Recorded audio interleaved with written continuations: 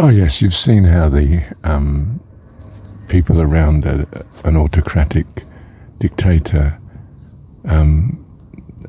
flatter him and always are smiling, always clapping, always respond well. They're learning how to worship God. It's just that they've got the wrong man, the wrong God. But they are training. They're knowing in minute detail how to please the dictator. Even then, of course, because of his vagaries, variability of moods and wishes and whims, you'll suddenly have them put to death, for some supposed reason or rumour or, You see, you're worshipping the wrong God. You should worship your God, the personification of all that you love, all that you care for. And you will enter into life. You will appreciate everything that God does.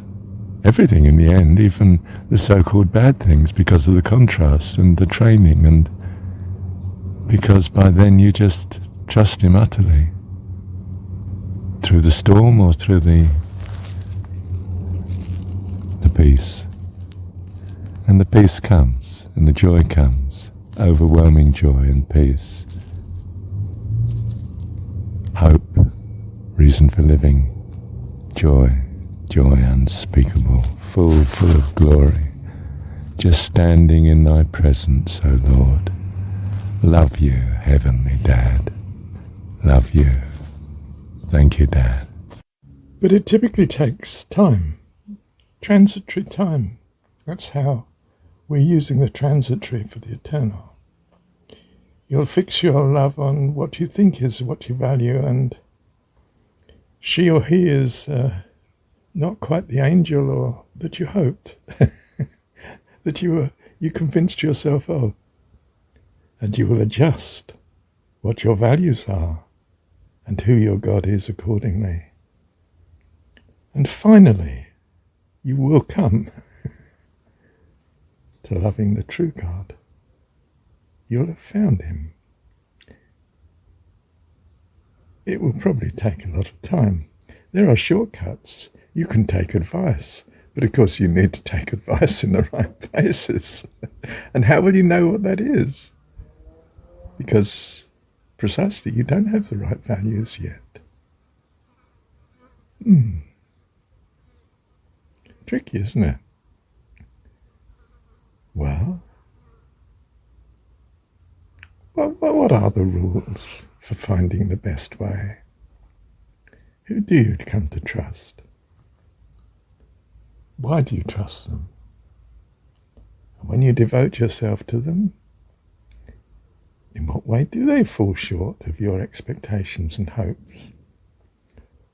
Or no, they do meet your expectations and you find, this is not quite what I was expecting there. I thought I'd be happy in this situation, and I'm not. Not at all. You change your values, you see. So we use the transitory to gain the eternal by the grace and the goodness of God. And He loves us because we're children, we're His children. He takes us as His children, all of us. And He's a loving God. And it seems to be the case that, from experience, those that do so come quickly. So you know the way. Well, for 2,000 years, I think, historically anyway, we've been saying Jesus is the way. So you might learn something from simply reading the story of Jesus. I mean, the Gospels don't wade into the Old Testament or the other end, Revelation. That's a nightmare. Not entirely, but in large measure. You just read the Gospels. In fact, we could focus on John's Gospel, and as you know, I'm obsessed with jon17, so I'd push you there if I could. But it wouldn't do any good.